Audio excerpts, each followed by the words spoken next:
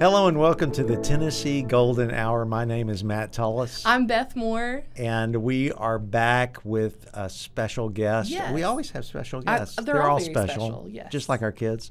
So tell us who we have today. We have Daryl Crouch, who is the founder and executive director. Is that That's correct? good. Yeah, Okay. we'll go with that. Okay. Yeah. Sounds really That's official. good, yeah. Yeah, of Everyone's Wilson and Everyone's Welcome Network. Tell me about the name, first of all. Oh, that's great.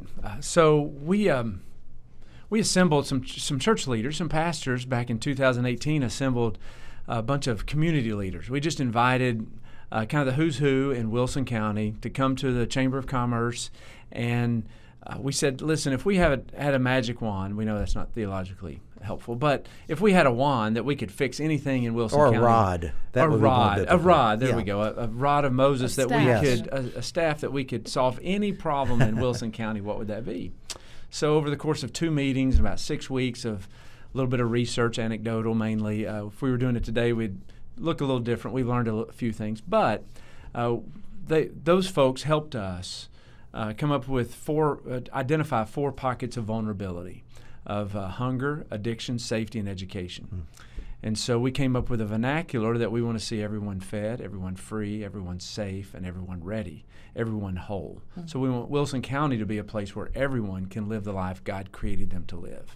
So that's how that came about. I've had the opportunity to talk with, I think right when I stepped into the role, actually, of Compassion Ministries, when I met with Daryl, you were just kind of getting started with Everyone's Wilson, and just appreciate your wisdom when it comes to Compassion Ministries and how the Lord has led you.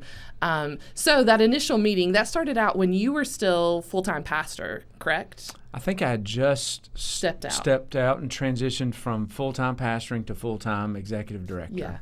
Yeah. And so this meeting, when you started Everyone's Wilson, you Yes. were still a pastor. No, that's right. In Okay. 2018, and we stepped into this space. We didn't really know what we were doing. We thought for a minute that we'd invented something new, which we had not. But we just began to talk as churches.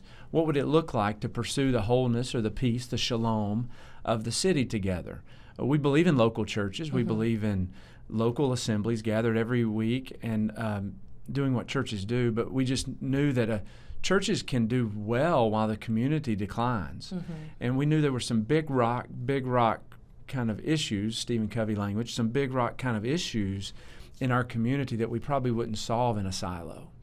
And so pastors and churches or pastors began to have lunch together and pray together and build friendships together. We started to get to know the public leaders, fire department chief, the police department chief, the mayors, the city administrators, and all those folks. And so we started cultivating relationships with them while I was still a full-time pastor. And so as a church leader, as a pastor, we were asking new questions. And you maybe remember Jimmy Scroggins' work on the 3 Circles evangelism resource. Well, the book that went along with that was one of the things that prompted us. There was several things that intersected, but I think in that work he said, that at Family Church they started asking different questions, not just how the church is doing, but how's the city doing. And when you start to ask new questions about the city or the community, the scorecard gets a little bigger. And so Reggie McNeil, you may be familiar with that name, wrote a book called Kingdom Collaborators, one of his later ones, and talked about the scorecard, just expanding the scorecard. That internal metrics are important, baptisms and attendance and engagement in children's ministry and all the rest are very important, obviously. But if that's the limiting, if that's where the scorecard ends, we're going to miss our community. Because most folks that need Jesus are not in the building on a Sunday. And so we can miss our community while we baptize 5 more people than we did last year. And I'm for that.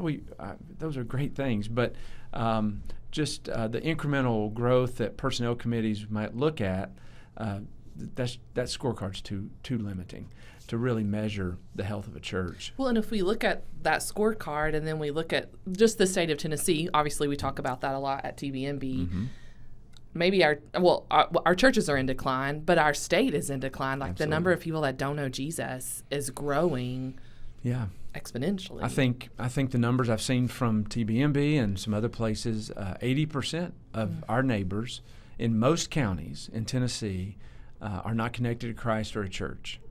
In my county, let's say there's 160,000, 150,000 people. It's probably bigger than that, but do we really think 30,000 are actively engaged following Jesus in a local church? I think as I add up the 200 churches in my county and their attendance and their activity, I think we're going to have a hard time getting to 30,000, particularly post-COVID. So I don't know what all those things mean, and heaven will have a better idea of what all those stats mean, but I know that our influence is in decline. And I hear this a lot now, and particularly in this election season and all, that America is in crisis. And I think there's a way to talk about it that way, but I think before that, the church, in some ways, we've lost our way and a sense of our mission. And institutions are very important. I think institutions are important for longevity and generational change. But if we continue to just focus on our institutional, influence or growth or whatever it may be, we're going to miss our neighbors who just have no idea what that church is. Our neighbors past churches now, and they don't have any connection to what might be happening in there, any more than Christians might pass a mosque or a Hindu temple or a Buddhist temple. It's just foreign to most of our neighbors. They're not there on a Sunday. Their kids are not in vacation Bible school. And so that was another motivating factor. That 80% number was another motivating factor for Everone's Wilson. What can we do to move the church into the public space en masse, equipped, empowered, filled with the Holy Spirit, and seeing themselves as living on mission with Jesus every day? What's the theology behind Everone's Wilson's? What are some scriptures that come to mind when you think about what you're doing? Yeah, well, the Jeremiah 29 passage was key early on. The children of Israel, or the Jews, were in Babylonian captivity, and they wanted to come home, as they should. I mean, any of us would want to go home. And Jeremiah the prophet wrote from Jerusalem and said, hey, most of you will never see Jerusalem again. But while you're in Babylon, I want you to marry your kids off to the neighbor kids. That's another podcast episode probably. But I want you to plant vineyards. I want you to build houses. So I want you to do two or three things. I want you to plant your lives there in the city. I want you to pray for the city, and then I want you to pursue the peace or the shalom. That word really means wholeness. So bringing the broken pieces together. I want you to pursue the shalom of the city. And so the people of Babylon, who were enemies of Israel, obviously, or the state of Babylon, the Babylonian people. But Jeremiah said, these are your neighbors. These are, we would say, these are pre-Christians, in our area. Right. So that was one. Certainly Matthew 25, Jesus said, unto the least of these. So if you've done it to the least of these, you've done it to me. I've read that passage a lot. I've preached that passage, but I think when you think about what Jesus did in self-identifying with the most vulnerable among us, he didn't say, as you've done, to the leaders, as you've done to the financially wealthy, as you've done he wouldn't exclude us, obviously, but he was making a point that the most vulnerable among us, I'm identifying so closely with them that however you treat them is how you treat me. Certainly the great commandment to love God and love our neighbor. John 17, where Jesus said, listen, I want my people, I want my disciples to be united just as the Father and the Son are united, so that the world would know that the Father sent me. So in other words, our unity becomes a testimony or an apologetic for people who aren't quite to Jesus yet. And then I think the Great Commission, obviously in Matthew 28, that we're to make disciples of all the nations, of all the ethnos, of all the people groups. And you don't have to go around the world to find various diverse people groups. Right. They're all around us. And in Tennessee, especially, they're coming in droves. Right. Some of those foreigners are called Californians. And so anyway, they're coming from everywhere. And we're called to love them. And so I think those are some of the things. And I would just be real quick,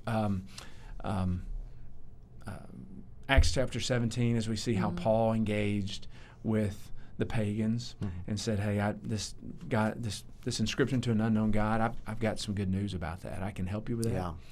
And then finally, and these are two passages that are important, Revelation 21 and Isaiah 65, we kind of see, hey, if God's going to build a city, what's it going to look like? And so there's some markers there where the welfare of the youngest among us and the oldest among us are important, that work is happening. I think in the new heavens and the new earth, we're going to be working, and industry is important. And so people are prospering. There's a godliness and soul care, and people are connected to God. And so anyway, those are a few,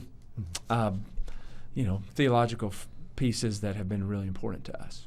And so you identified in Wilson County, when you first started with Everyone's Wilson, those 4 areas around hunger, addiction, safety, and education. Yeah. And so how did you all step into those spheres? Yeah, that's a really good question. And so when we started, we thought we could just create verticals, and let's fix the hunger problem, and let's fix the addiction and mental health problem, and let's fix the safety, foster care, and trafficking, and let's just create departments, basically. Right. For all these Committees. Committees. Like the Baptist. Let's fix it. Let's make a committee. Right. We can get a task force and fix it, right? And I figured out soon enough that you just can't do it like that, because if you're hungry, there's probably some other issues going on at your home, like a broken family, or there's some poverty issues, or education issues, transportation issues. So you can't just give somebody a car if they don't have transportation. You can't just give somebody a job because they may not have ability to get to work, to maintain that employment. So we backed up a little bit and we said, listen, what does it really take to, if you can imagine everyone thriving, what does everyone thriving or flourishing look like? And certainly those 4 pieces are important.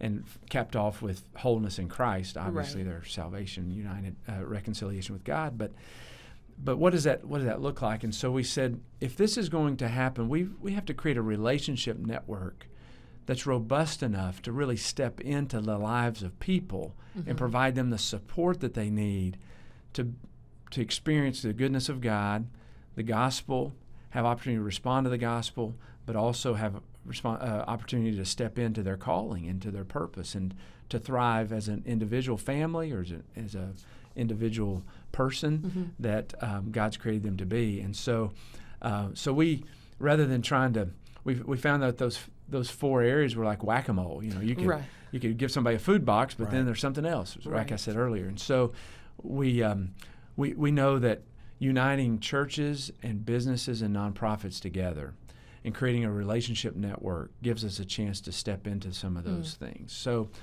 for us, we know that for us, schools were important because we had the director of schools in that meeting I talked to you about in 2018. And she said, hey, can you do a school partnership? And we thought, well, sure, yeah, let's do that. Yeah. But we knew it wasn't just trite, but we knew that if we impacted schools, we could impact all 4 of those areas. Absolutely. And we'd have a relationship capital in the schools that churches could have then to meet the needs of those vulnerable kids and their young families.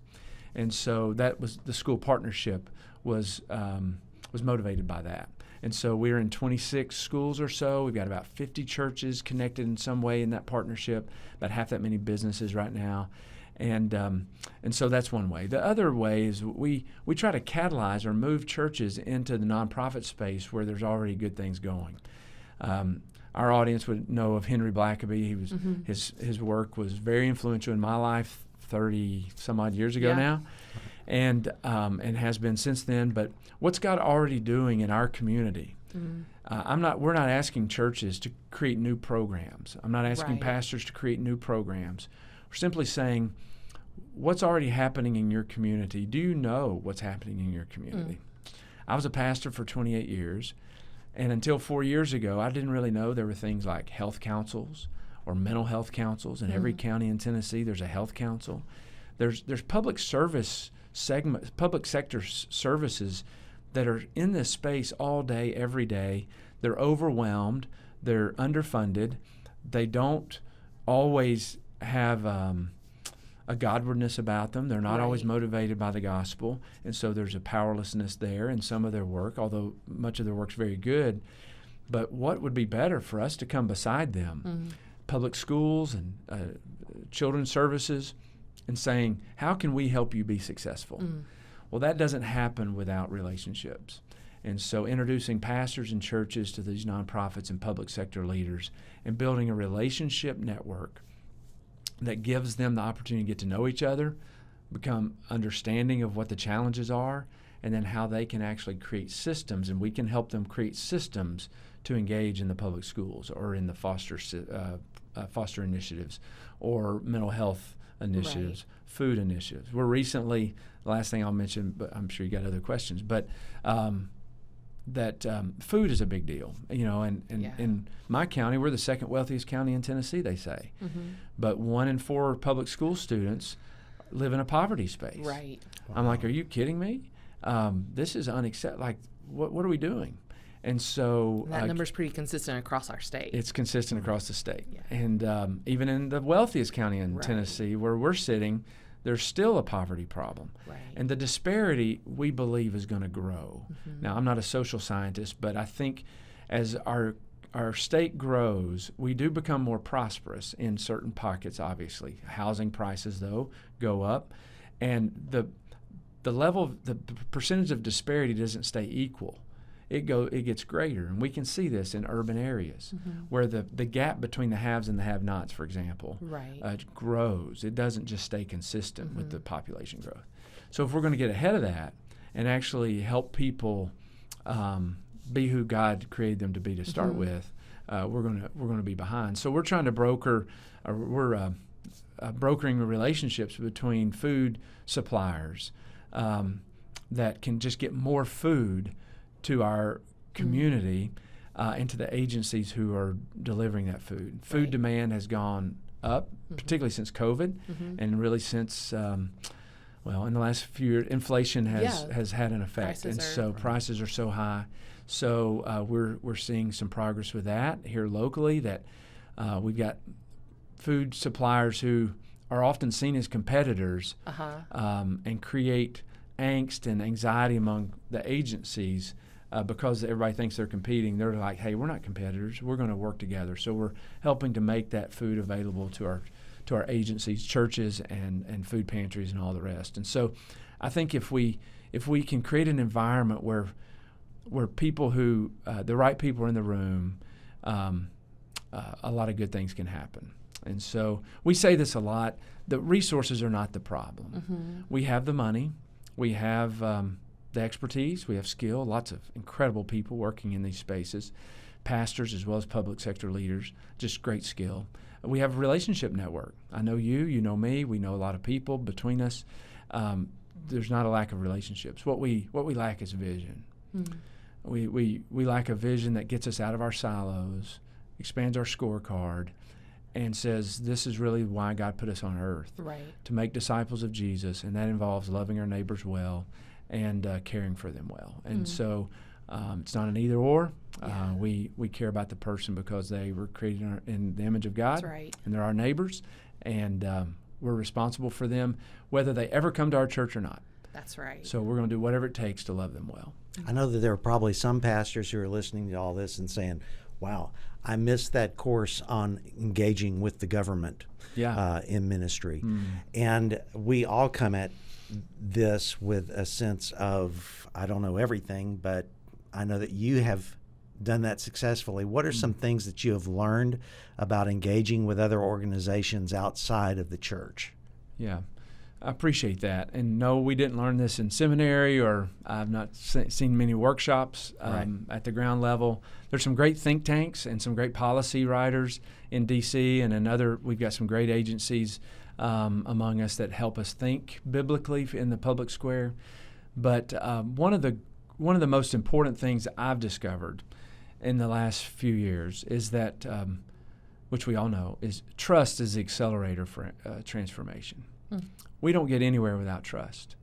But a lot of pastors, because Sunday's always coming, a lot of churches and church leaders, because Sunday's always coming and those internal metrics are so important, we operate transactionally.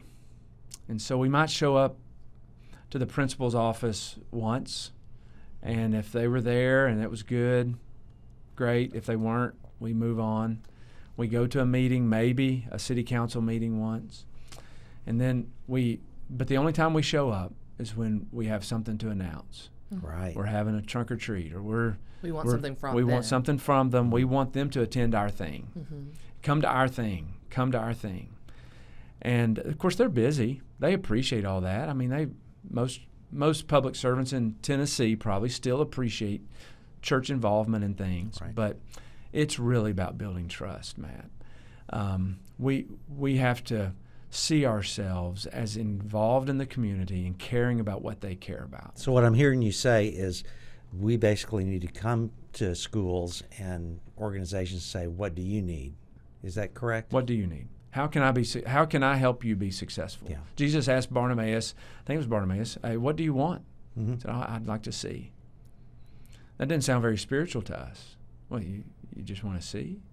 So and that's not where it ended, I don't think, but that's where it began. Mm-hmm. So I think the success of our schools, the success of our public servants and the work that they're doing has to become a big part of our missional framework as a church. And we don't have to create new things. They're already doing a lot of things. So we just have to go and say, how can we serve you? And that takes showing up over time. Trust takes a minute to build. Right. They get a lot of people coming in their doors that say they want to help them.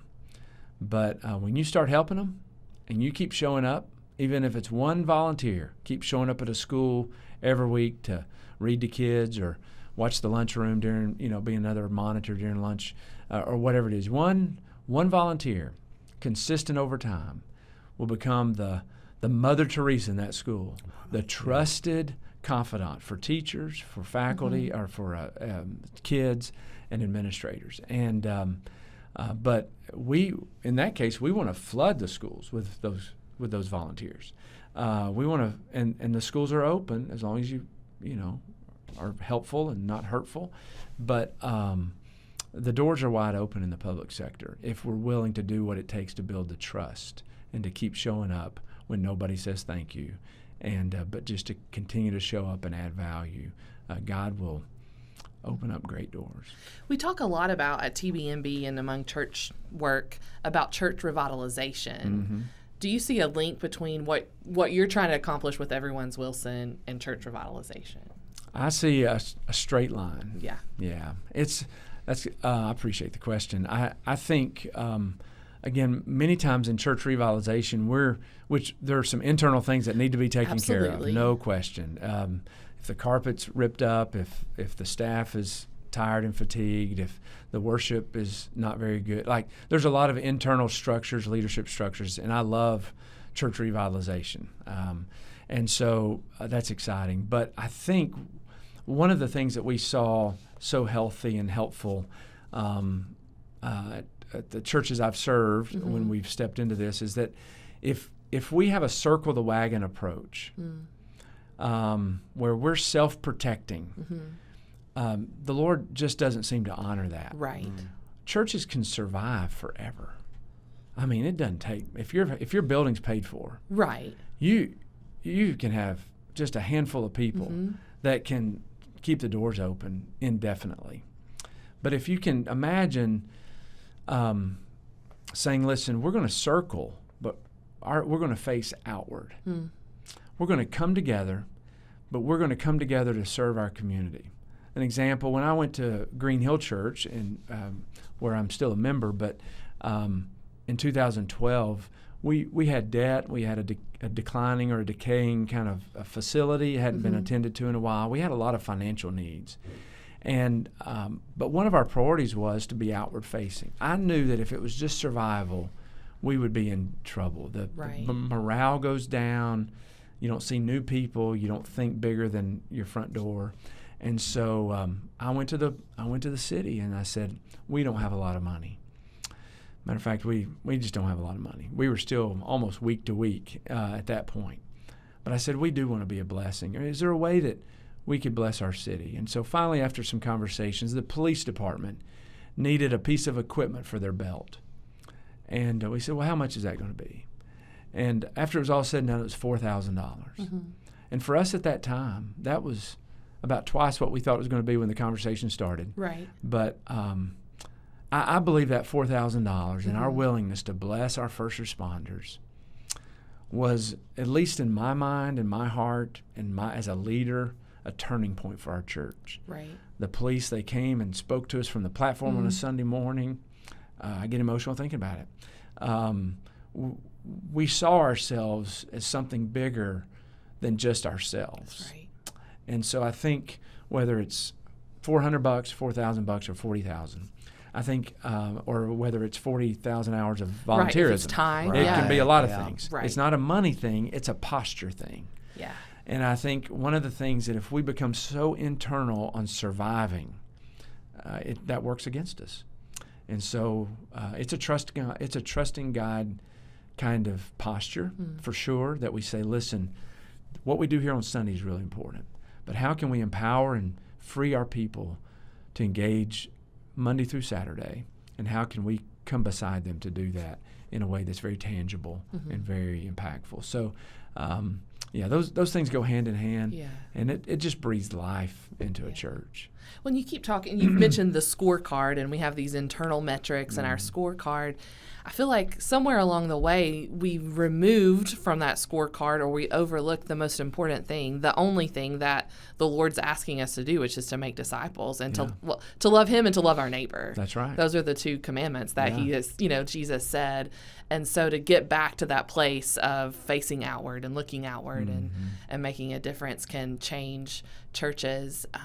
And I imagine you saw some growth probably internally and even in numbers at Green Hill as you all begin. Oh, yeah. The culture the metrics that we are looking for, the Lord blesses when we start doing the things that He asks us to do. He really does. And He showed Himself strong. Right. He provided. And it was good for everybody. Yeah. Yeah, it was good for everybody that we're not just for our city. I know but we're with our city. Yeah.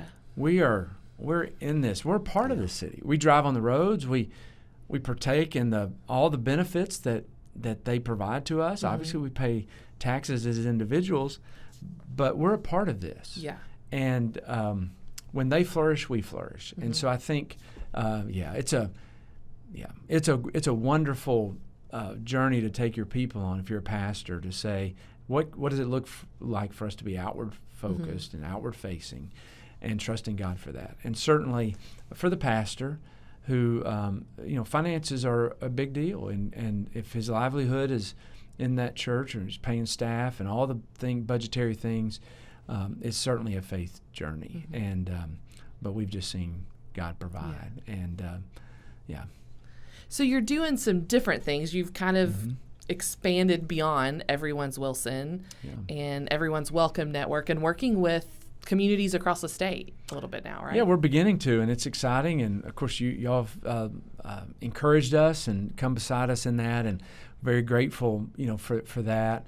We're starting to see some other denominational entities that connect with us, and as well as some other communities. I talked to a lady this morning in a neighboring county, and she said her and her husband and their church were looking at what we're doing, and so that's exciting.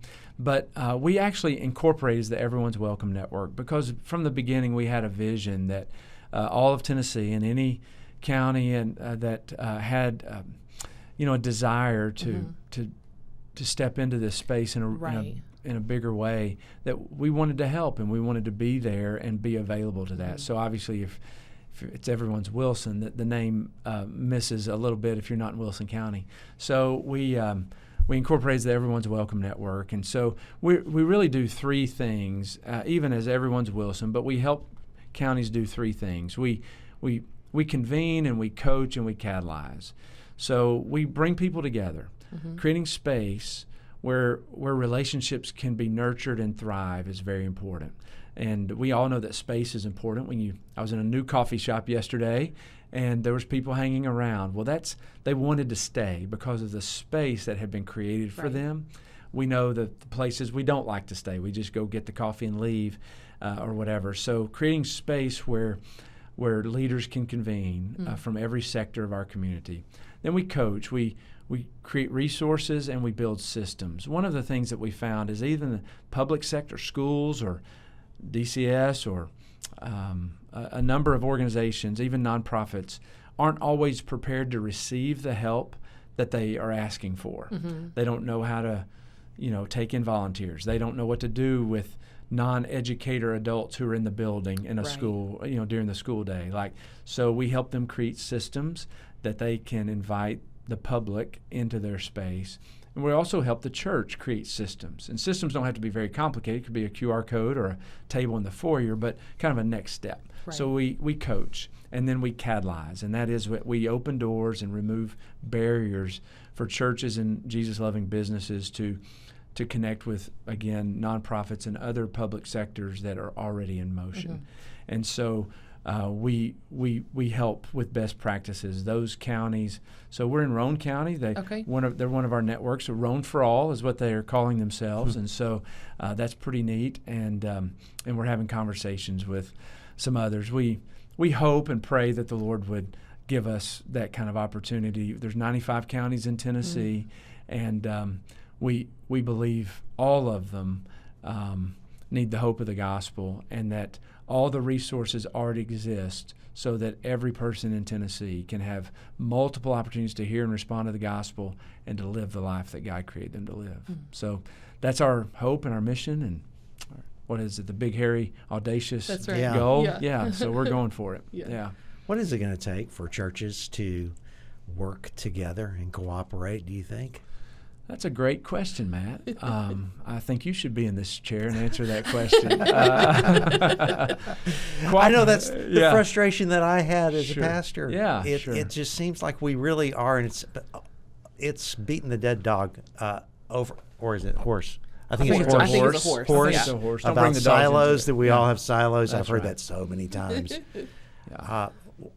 If I'm a local pastor and I'm trying to work with what are some ingredients to having a city full of churches where pastors and churches work together in the community? Yeah. I'm going to answer that in a few ways. Some may be more obvious than others. Okay. And prayer is really important. And I really don't want to overlook that. You have to have some key people, pastors and leaders, who are praying for the city in that way. When you begin to have an awareness of what God would want to do in a community, it begins to expand your scorecard. It begins to expand what does success look like. So I think that's one of the things when you look out across the landscape of your community and you see that 1 in 4 kids are living in a poverty space, that 1,100 public school students that we know about are being raised by their grandparents. When you see that loneliness is an epidemic, and that sounds like a statistic to us, but the ramifications are that in my own neighborhood, people drive into their garage, close the garage door, and I don't see them for the weekend. They're by themselves, single men who are divorced or widowed. In my kind of middle-class neighborhood, creating community is very difficult, and the ramifications of that are much of the frustrations and the difficulties we find in the public square, and so I think when our vision becomes bigger, then our motivation to cooperate grows, and so I think praying for the city, exegeting the city, finding out in your community what is the state of the county or the city that you live in, what are the facts. I think when somebody sees a dashboard of some of the statistics I've shared about my community, it's like, well, this is not acceptable. Right. And we have public educators, for example, who have been trained to teach math or reading or English or science, also having to be a therapist and have a box of cereal in their drawer for the hungry kid who's not attentive because he didn't have breakfast this morning. And so when we start to see the overwhelm among those who are trying to serve our community, I think that grows. And then I think another aspect of it is I could get a little preachy about pride. I think pastors, we really want to be successful and lead a growing church. We see what what growing churches look like, and we want to be that. And that competition aspect. Yeah, the competition aspect is interesting to me, because if 80% of our community are not connected to Christ or church, we're doing we're pretty really bad. terrible. We're very bad competitors. So we're not very good at this. Yes. So I think at some point there's just an awareness that, okay, and I shared with, I'm a transition pastor at a local church, and we're not the best church in town. Your church is not the best church in town. Mm-hmm. It may be the best church. And you for can say that as a transitional pastor. I can. Yeah, that's right. But even if this may be the best church for you. Yeah. But it's not the best church in town. Right. We don't have a best church in town. Mm-hmm. I walked into my office the other day where I'm serving, and we got an award from some local, like, best house of worship, and whatever. I threw it in the trash. That is not true. We are not the best house of worship in our county or whatever. We may be the best one for the people that are there, and we want to be the best we can be. So I think a mind shift, or a mental shift is important to say, if church growth is simply being the most popular church, where Christians moving in will attend, or that disgruntled Christians from the church down the road attends, or that we have rebaptized, which I don't believe in rebaptism, right, but we've baptized the same kid, 3 or 4 times, or 2 or 3 times, whatever. You know what I'm saying. So I want to be careful here, and we count those in our baptisms. We counted them twice, or how many? So over the last 10 years, and so I just think our framework for what healthy church looks like has to shift, and what healthy leadership looks like shifts. And so you remember, and I don't think I remember a lot about this, but when the preacher was called the parson, he was the person of the town. He was seen as the town's pastor, whether you went to his church or not. Now, I have a pretty strong ecclesiology. And so I think a local church pastor is the local church pastor. And if you're not a local church pastor, I'm not saying I'm not going to call you pastor if you want to be, but that's probably not my ecclesiology to call a non-pastor of a local church pastor. But if you're the local pastor of a church, and the other people in your community should see you as pastor. Maybe not their pastor in a technical sense, but they should see you as caring for the community, and they should know that that you're going to love them no matter what church they go to. Obviously, pastors who know each other see congregational members move around from church to church in a community, and we've kind of got cynical about some of that, and it is frustrating. You're trying to build something and whatnot, but at the end of the day, these are not my people. These are not your people. These are God's people. That's right. And I think having an open-handedness helps us a lot. Not tie our self-worth and our self-identity as a pastor to how big our church is or how influential our church is, but how the community trusts us is really, I think, a better metric. So I don't know. It's a big question, but there's a few thoughts. So, Daryl, as you're working in Roane County, you said, we're partnering with you, Tennessee Baptist Mission Board, right. Compassion Ministries. So hopefully somebody is listening, a pastor, a church leader, an association leader is listening to this podcast and saying, I really have a heart for my community and I want us to do better. I wonder if Daryl could help me. How could you help them? Absolutely. We would be honored to do that. And we would help them with understanding what it means to work across denominational lines. I'm a Southern Baptist. I tell people I'm a Southern Baptist. I'm just not mad about it. And so I'm a friendly fella, but we're Jesus-loving people, kind of Nicene Creed, Apostles' Creed folks, but that are in our network. And so we could help them understand how to build that network of pastors. We believe that the pastor-to-pastor connection is key to community transformation. When pastors know each other and love each other, their churches begin to do some things together. They begin to dream and pray and believe God for something bigger. So that pastor-to-pastor connection is where we normally start. Now, another way we start is with initiatives. That if there's a compelling interest, for example, in a county, if you've had 6 overdoses in your county in the last 3 months, and you see that opioid and drug addiction is ravaging your community, then that becomes a touch point that has the ability to bring people around. What the danger of that is that if you don't have the relational network, then that initiative fizzles out pretty fast because you don't have capacity to really make the difference you want to make. You have a big heart, but you don't have a system in place to do it.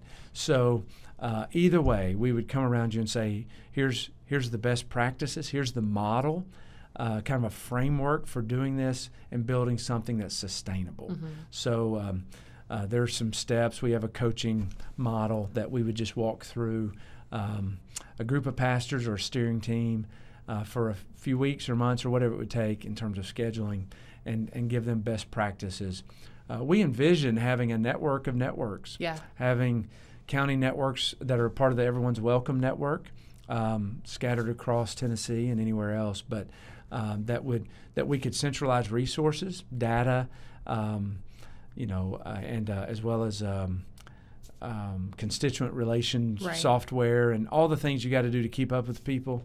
If I go to a county of 50,000 people, they're not always prepared to start a nonprofit to set up all the systems you need to manage the care that you're wanting to give. So we want to provide that almost like a franchise model, that we provide some centralized resources that then help mobilize them and get the work done. So it begins with a phone call and a sit down at the local diner and some good conversations.